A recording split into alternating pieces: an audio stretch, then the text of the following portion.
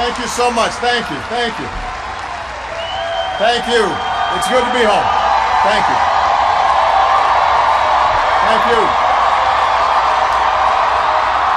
Thank you.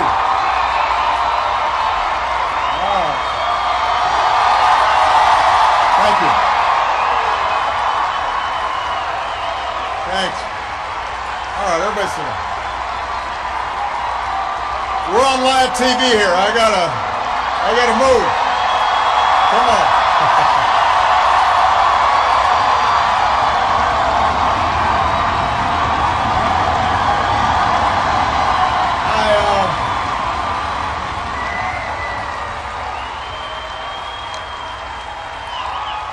You can tell that I'm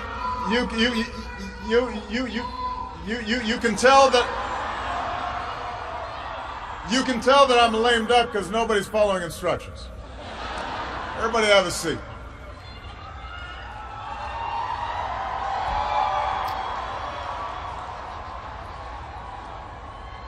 My fellow Americans,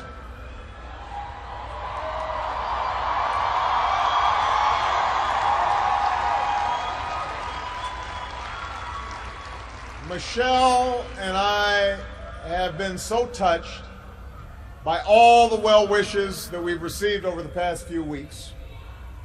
But tonight it's my turn to say thanks. Whether we have seen eye to eye or rarely agreed at all, my conversations with you, the American people, in living rooms and in schools, at farms, on factory floors, at diners, and on distant military outposts. Those conversations are what have kept me honest and kept me inspired and kept me going. And every day I have learned from you. You made me a better president, and you made me a better man. So I first came to Chicago when I was in my early 20s, and I was still trying to figure out who I was, still searching for a purpose in my life. And it was the neighborhood not far from here where I began working with church groups in the shadows of closed steel mills. It was on these streets where I witnessed the power of faith and the quiet dignity of working people in the face of struggle and loss. I can't do that.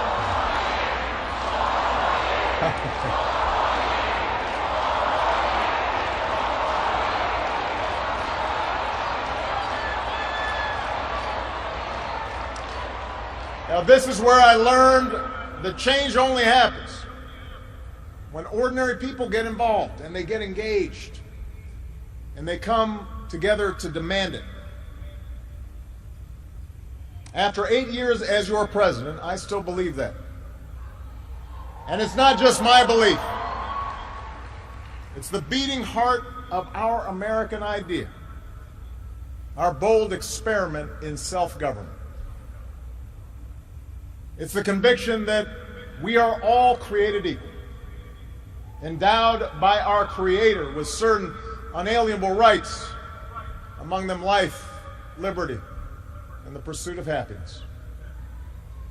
It's the insistence that these rights, while self-evident, have never been self-executed.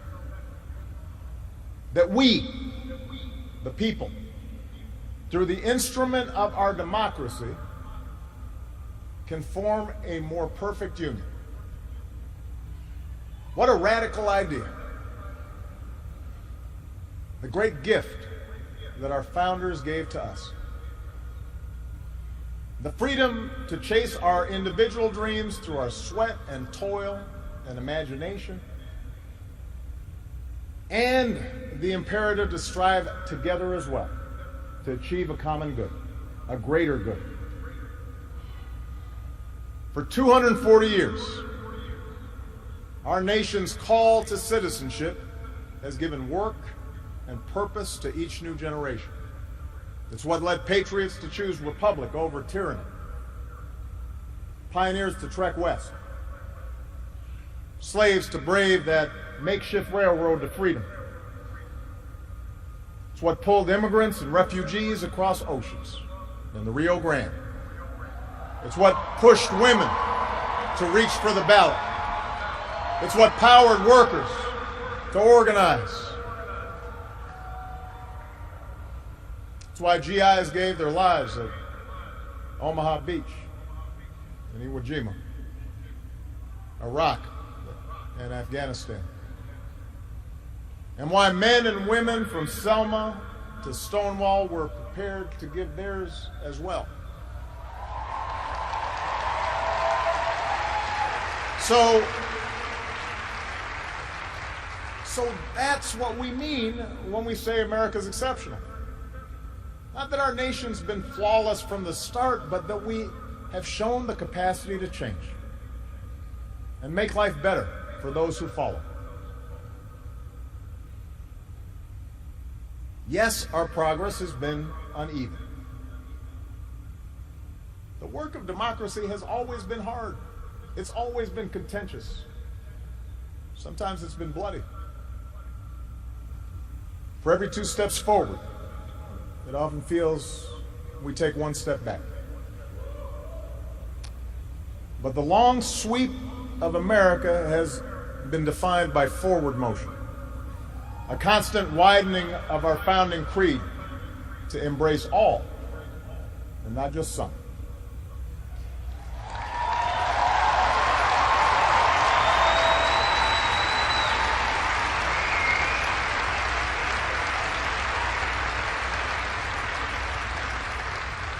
If I had told you 8 years ago that America would reverse a Great Recession, reboot our auto industry, and unleash the longest stretch of job creation in our history,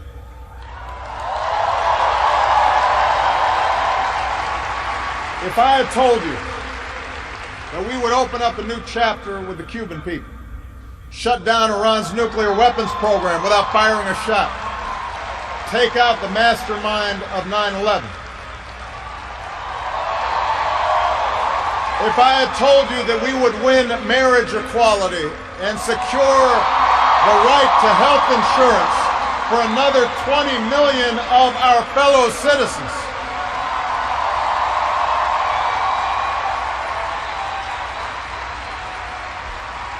if I had told you all that, you might have said our sights were set a little too high. But that's what we did. That's what you did. You were the change.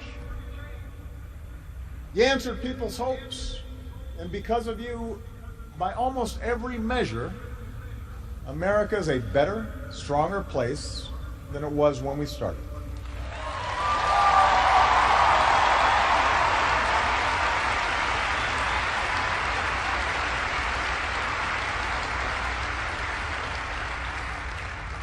In 10 days, the world will witness a hallmark of our democracy.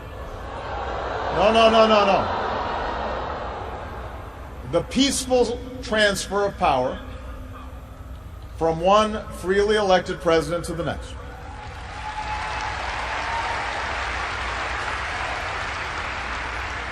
I committed to President-elect Trump that my administration would ensure the smoothest possible transition, just as President Bush did for me. Because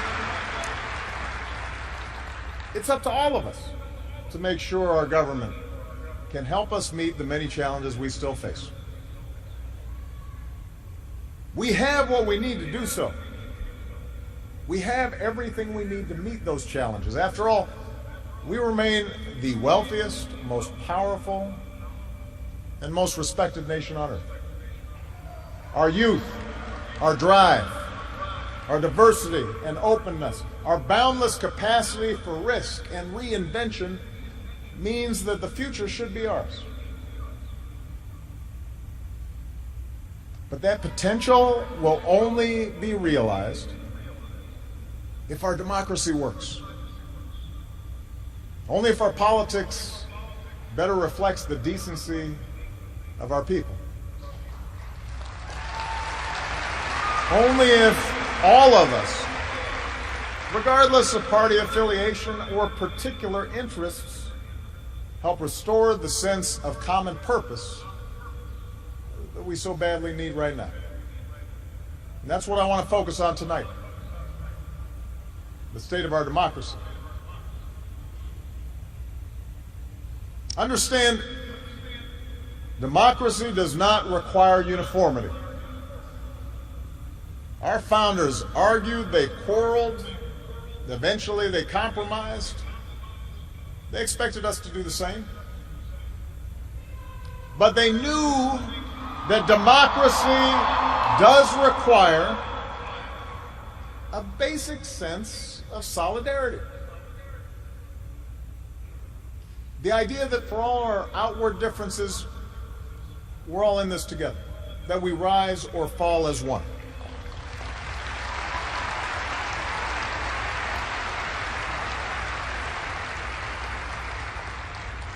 There have been moments throughout our history that threatened that solidarity. And the beginning of this century has been one of those times. A shrinking world, growing inequality, demographic change, and the specter of terrorism. These forces haven't just tested our security and our prosperity, but are testing our democracy as well. And how we meet these challenges to our democracy will determine our ability to educate our kids and create good jobs and protect our homeland. In other words, it will determine our future. To begin with, our democracy won't work without a sense that everyone has economic opportunity. And the good news is that today the economy is growing again. Wages, incomes, home values, and retirement accounts are all rising again. Poverty is falling again.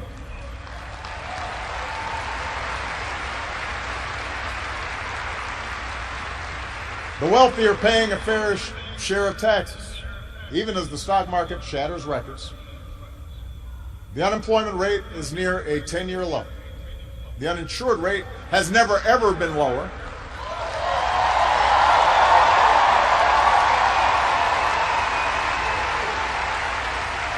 Healthcare costs are rising at the slowest rate in 50 years.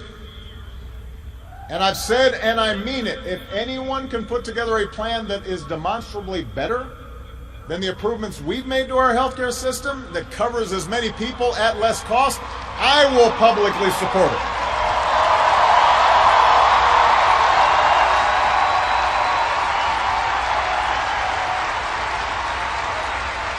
Because that, after all, is why we serve.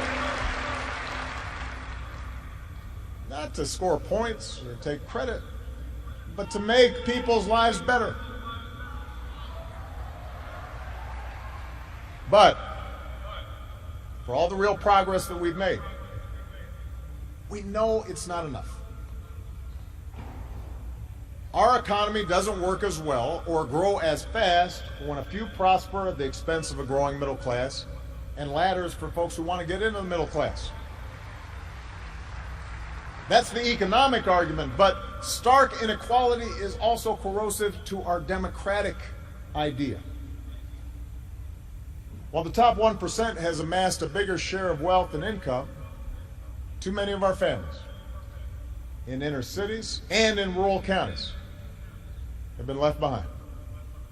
The laid-off factory worker, the waitress or healthcare worker who's just barely getting by and struggling to pay the bills, convinced that the game is fixed against them, that their government only serves the interests of the powerful. That's a recipe for more cynicism and polarization in our politics. Now, there are no quick fixes to this long-term trend. I agree, our trade should be fair and not just free. But the next wave of economic dislocations won't come from overseas.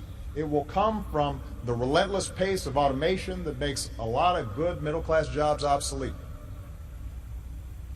And so we're going to have to forge a new social compact to guarantee all our kids the education they need, to give workers the power to unionize for better wages, to update the social safety net to reflect the way we live now, and make more reforms to the tax code so corporations and individuals who reap the most from this new economy don't avoid their obligations to the country that's made their very success possible.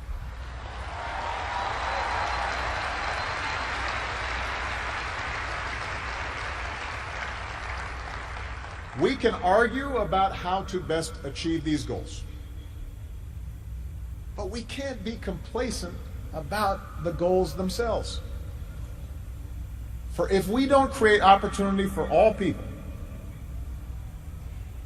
the disaffection and division that has stalled our progress will only sharpen in years to come. There's a second threat to our democracy, and this one is as old as our nation itself. After my election, there was talk of a post-racial America. And such a vision, however well intended, was never realistic. Race remains a potent and often divisive force in our society. Now, I've lived long enough to know that race relations are better than they were 10 or 20 or 30 years ago, no matter what some folks say. You can see it not just in statistics, you see it in the attitudes of young Americans across the political spectrum. But we're not where we need to be. And all of us have more work to do. If every economic issue is framed as a struggle between a hardworking white middle class and an undeserving minority, then workers of all shades are going to be left fighting for scraps while the wealthy withdraw further into their private enclaves.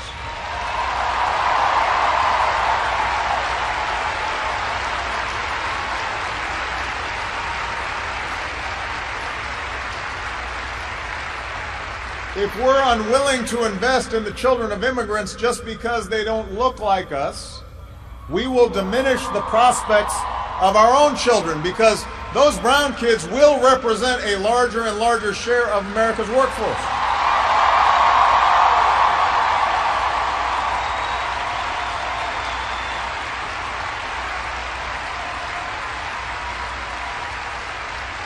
And we have shown that our economy doesn't have to be a zero-sum game.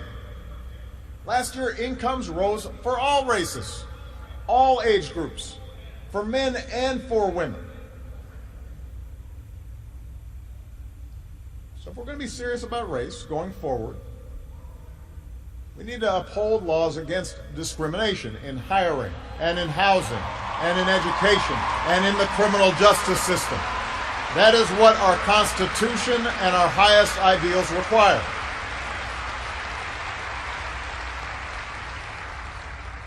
But laws alone won't be enough.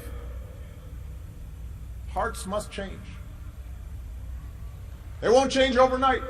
Social attitudes oftentimes take generations to change. But if our democracy is to work the way it should in this increasingly diverse nation, then each one of us need to try to heed the advice of a great character in American fiction, Atticus Finch, who said, "You never really understand a person until you consider things from his point of view, until you climb into his skin and walk around in it." For blacks and other minority groups, that means tying our own very real struggles for justice to the challenges that a lot of people in this country face. Not only the refugee or the immigrant or the rural poor or the transgender American, but also the middle-aged white guy who, from the outside, may seem like he's got advantages, but has seen his world upended by economic and cultural and technological change. We have to pay attention and listen.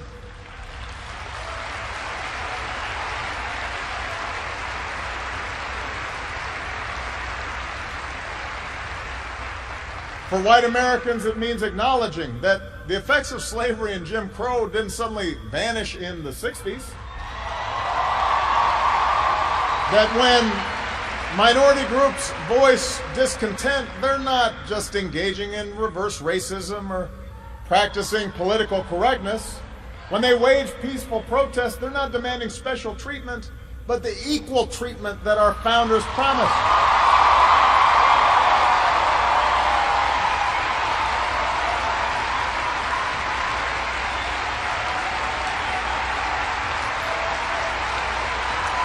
For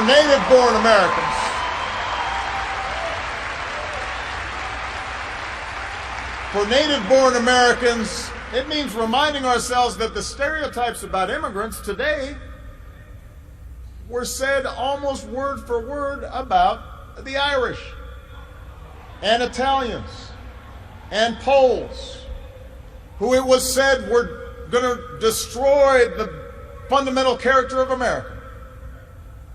And as it turned out, America wasn't weakened by the presence of these newcomers. These newcomers embraced this nation's creed, and this nation was strengthened. So, regardless of the station that we occupy, we all have to try harder. We all have to start with the premise that each of our fellow citizens loves this country just as much as we do, that they value hard work and family just like we do, that their children are just as curious and hopeful and worthy of love as our own.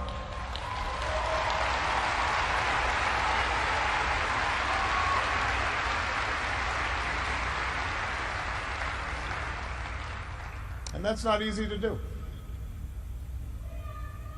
For too many of us, it's become safer to retreat into our own bubbles, whether in our neighborhoods or on college campuses or places of worship, or especially our social media feeds. Surrounded by people who look like us and share the same political outlook and never challenge our assumptions. And the rise of naked partisanship and increasing economic and regional stratification, the splintering of our media into a channel for every taste.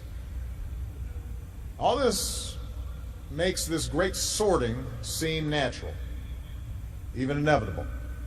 And increasingly, we become so secure in our bubbles that we start accepting only information, whether it's true or not, that fits our opinions, instead of basing our opinions on the evidence that is out there.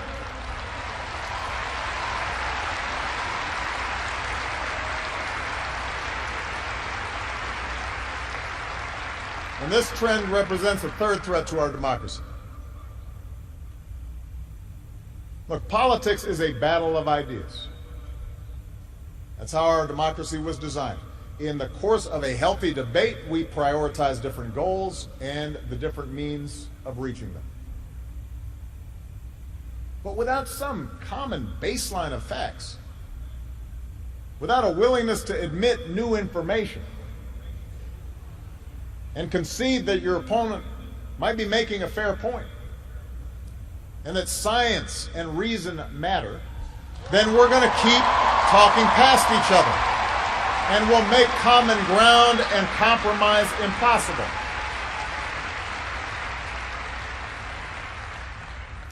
And isn't that part of what so often makes politics dispiriting? How can elected officials rage about deficits when we propose to spend money on preschool for kids, but not when we're cutting taxes for corporations? How do we excuse ethical lapses in our own party, but pounce when the other party does the same thing? It's not just dishonest. this selective sorting of the facts. It's self-defeating. Because, as my mom used to tell me, reality has a way of catching up with you.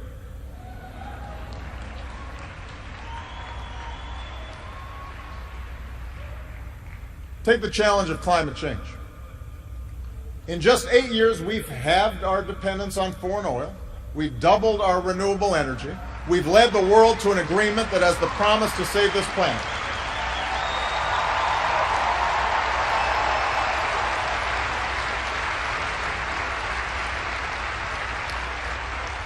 But without bolder action, our children won't have time to debate the existence of climate change. They'll be busy dealing with its effects. More environmental disasters, more economic disruptions, waves of climate refugees seeking sanctuary. Now, we can and should argue about the best approach to solve the problem. But to simply deny the problem not only betrays future generations, it betrays the essential spirit of this country, the essential spirit of innovation and practical problem solving that guided our founders.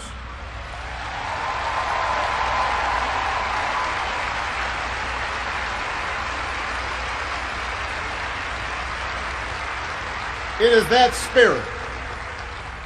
that spirit born of the Enlightenment that made us an economic powerhouse. The spirit that took flight at Kitty Hawk and Cape Canaveral. The spirit that cures disease and put a computer in every pocket. It's that spirit, a faith in reason and enterprise and the primacy of right over might that allowed us to resist the lure of fascism and tyranny during the Great Depression, that allowed us to build a post-World War II order with other democracies, an order based not just on military power or national affiliations, but built on principles: the rule of law, human rights, freedom of religion and speech and assembly, and an independent press.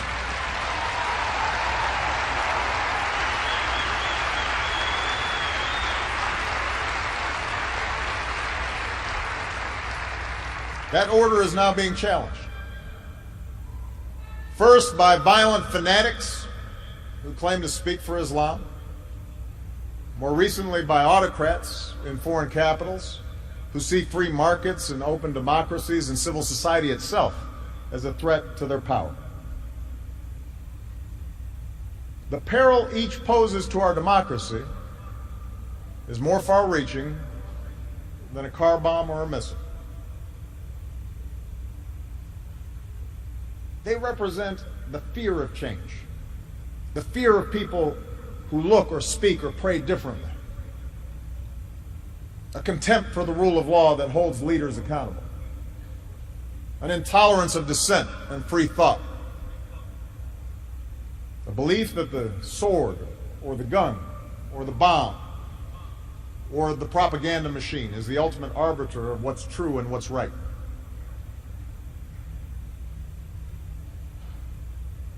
Because of the extraordinary courage of our men and women in uniform, because of our intelligence officers and law enforcement and diplomats who support our troops,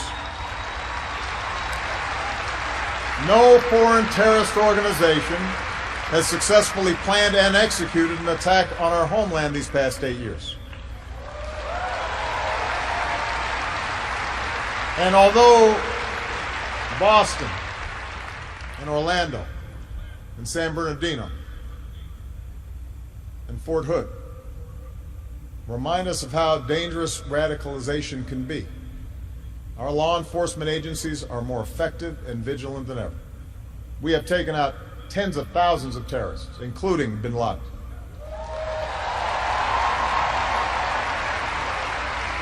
The global coalition we're leading against ISIL has taken out their leaders and taken away about half their territory. ISIL will be destroyed, and no one who threatens America will ever be safe. And to all who serve or have served, it has been the honor of my lifetime to be your Commander-in-Chief. And we all owe you a deep debt of gratitude.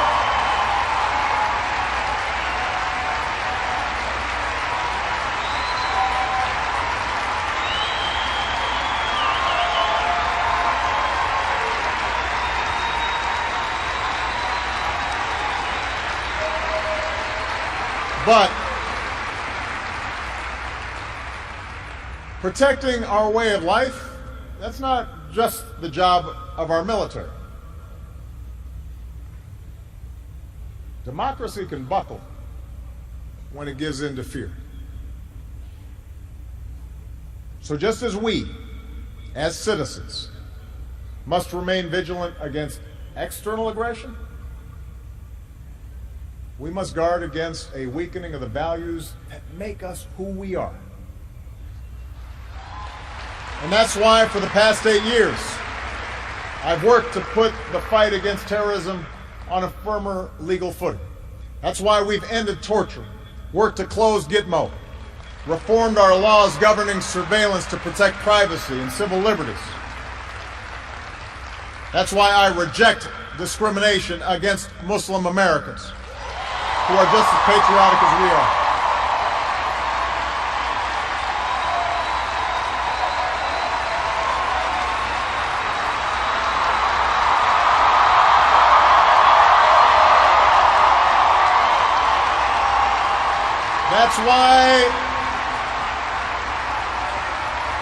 That's why we cannot withdraw. That's why we cannot withdraw from big global fights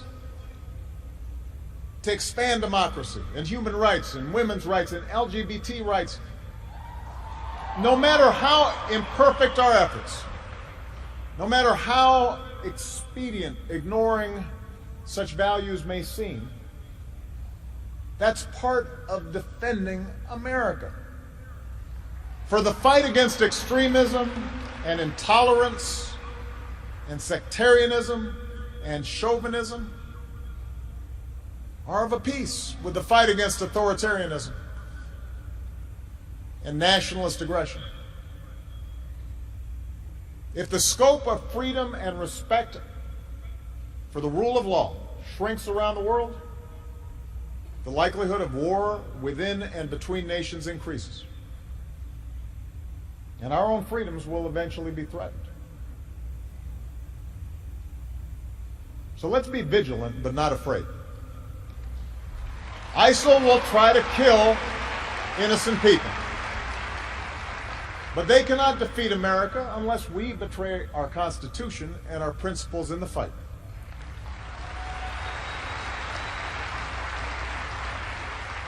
Rivals like Russia or China cannot match our influence around the world unless we give up what we stand for and turn ourselves into just another big country that bullies smaller neighbors.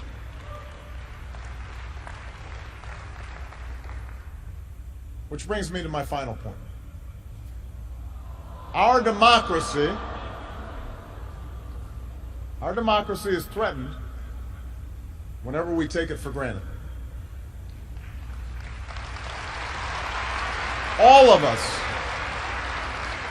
regardless of party, should be throwing ourselves into the task of rebuilding our democratic institutions.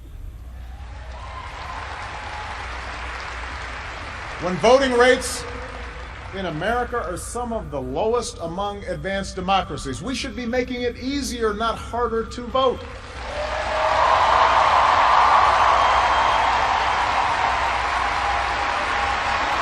When trust in our institutions is low, we should reduce the corrosive influence of money in our politics and insist on the principles of transparency and ethics in public service. When Congress is dysfunctional, we should draw our congressional districts to encourage politicians to cater to common sense and not rigid extremes.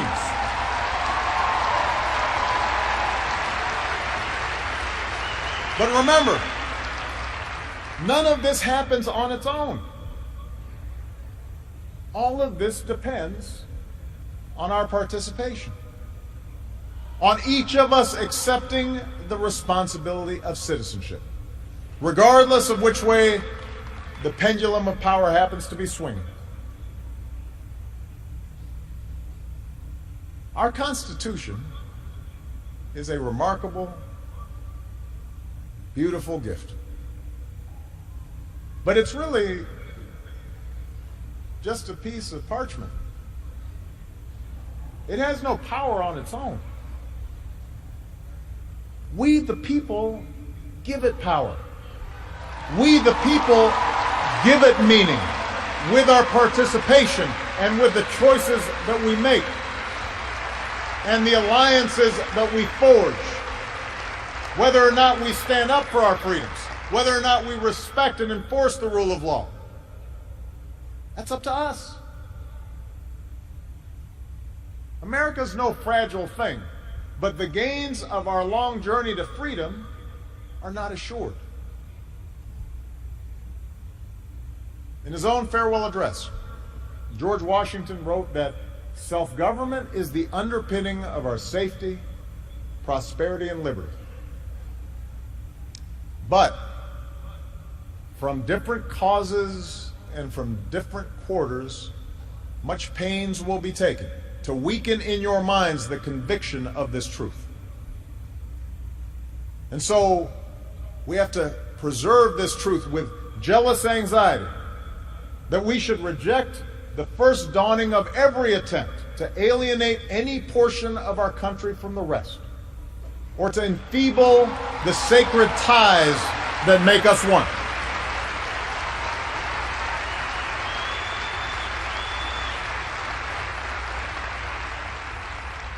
America, we weaken those ties when we allow our political dialogue to become so corrosive that people of good character aren't even willing to enter into public service.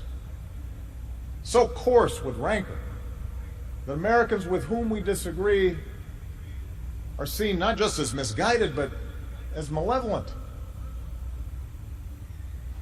We weaken those ties when we define some of us as more American than others, when we write off the whole system as inevitably corrupt, and when we sit back and blame the leaders we elect without examining our own role in electing them.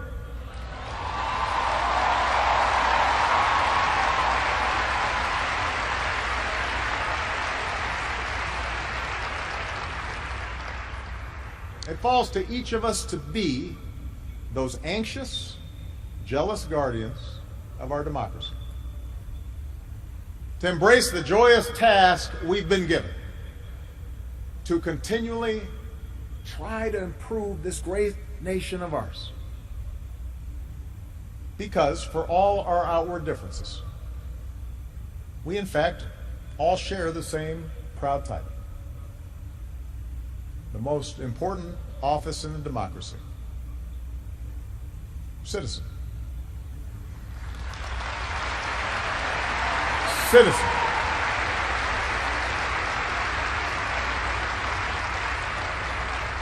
So you see, that's what our democracy demands. It needs you. Not just when there's an election, not just when your own narrow interest is at stake, but over the full span of a lifetime. If you're tired of arguing with strangers on the internet, try talking with one of them in real life.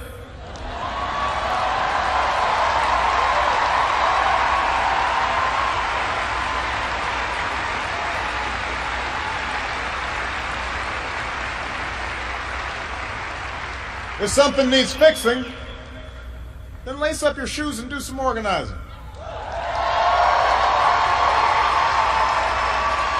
If you're disappointed by your elected officials, grab a clipboard, get some signatures, and run for office yourself.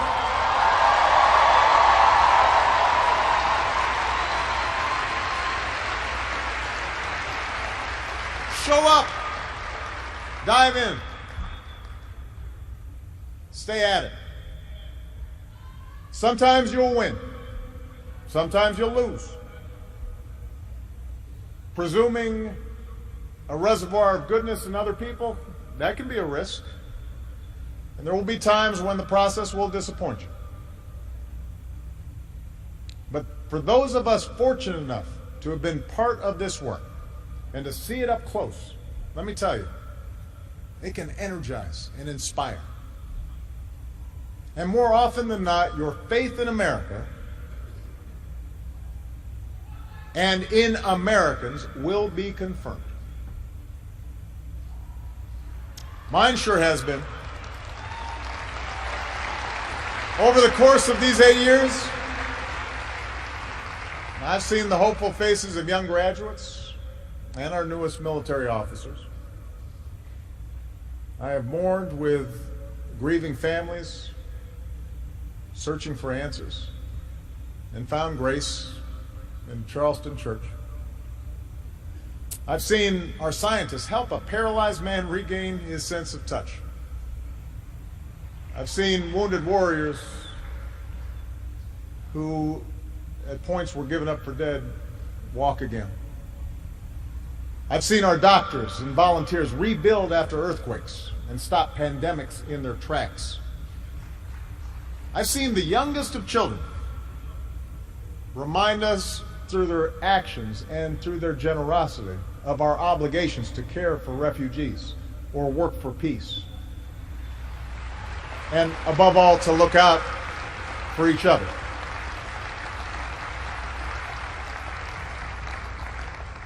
So that faith that I placed all those years ago, not far from here, in the power of ordinary Americans to bring about change,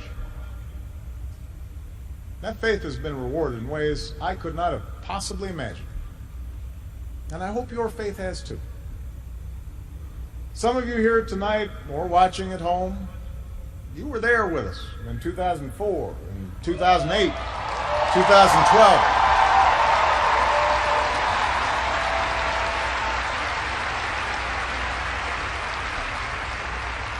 Maybe you still can't believe we pulled this whole thing off. Let me tell you, you're not the only ones. Michelle,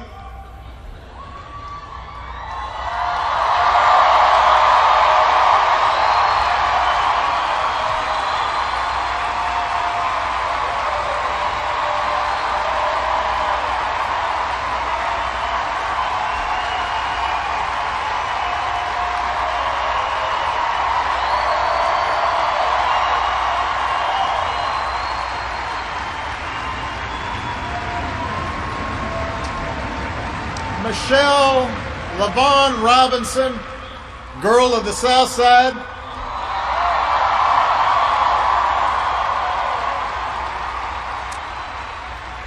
For the past 25 years, you have not only been my wife and mother of my children, you have been my best friend.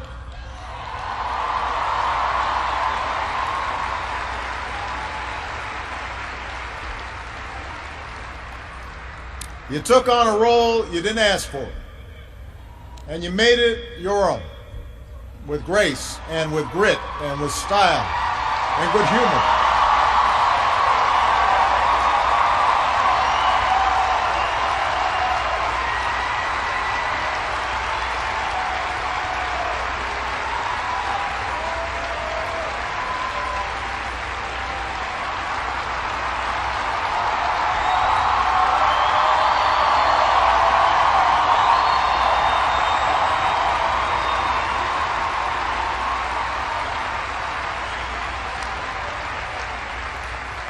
You made the White House a place that belongs to everybody. And a new generation sets its sights higher because it has you as a role model. So you have made me proud, and you have made the country proud.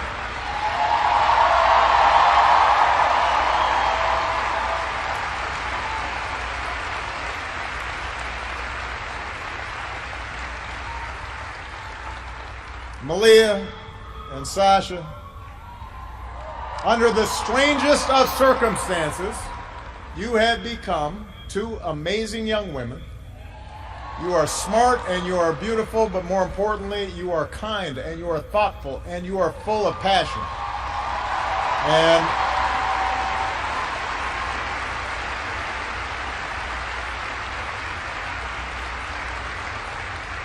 you wore the burden of years in the spotlight so easily.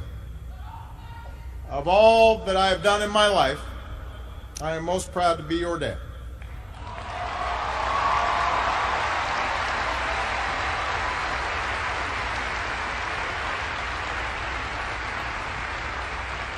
To Joe Biden,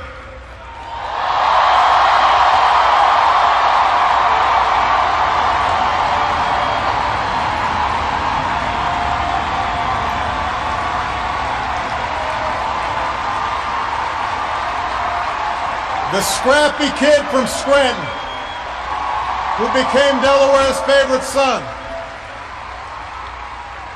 You were the first decision I made as a nominee, and it was the best.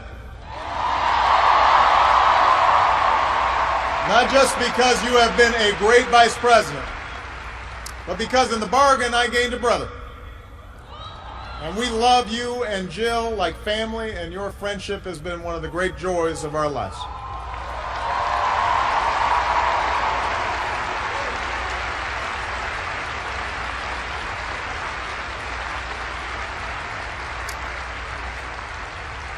To my remarkable staff, for 8 years, and for some of you a whole lot more, I have drawn from your energy, and every day I try to reflect back what you displayed: heart and character and idealism. I've watched you grow up, get married, have kids, start incredible new journeys of your own. Even when times got tough and frustrating, you never let Washington get the better of you. You guarded against cynicism. And the only thing that makes me prouder than all the good that we've done is the thought of all the amazing things that you are going to achieve from here.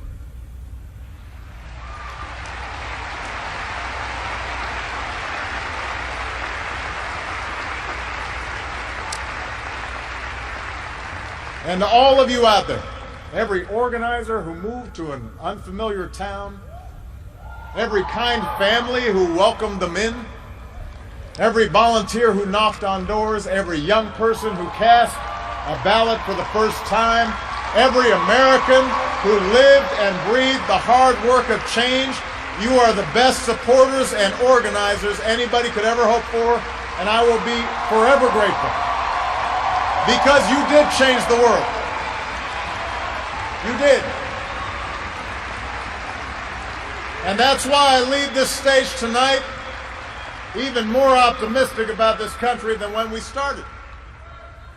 Because I know our work has not only helped so many Americans, it has inspired so many Americans, especially so many young people out there, to believe that you can make a difference, to hitch your wagon to something bigger than yourselves. Let me tell you, this generation coming up, unselfish, altruistic, creative, patriotic, I've seen you in every corner of the country. You believe in a fair and just and inclusive America. You know that constant change has been America's hallmark, that it's not something to fear, but something to embrace. You are willing to carry this hard work of democracy forward. You'll soon outnumber all of us, and I believe as a result, the future is in good hands.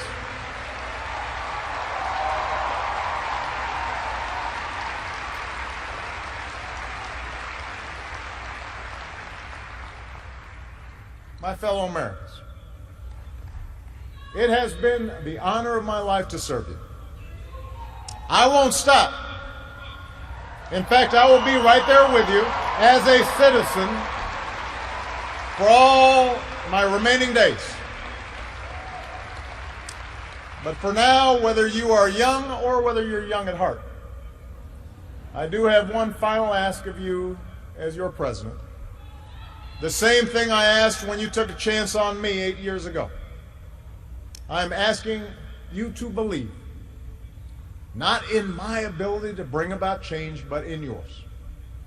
I'm asking you to hold fast to that faith written into our founding documents, that idea whispered by slaves and abolitionists, that spirit sung by immigrants and homesteaders and those who marched for justice, that creed reaffirmed by those who planted flags from foreign battlefields to the surface of the moon, a creed at the core of every American whose story is not yet written.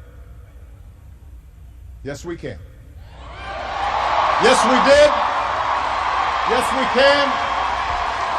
Thank you. God bless you. May God continue to bless the United States of America.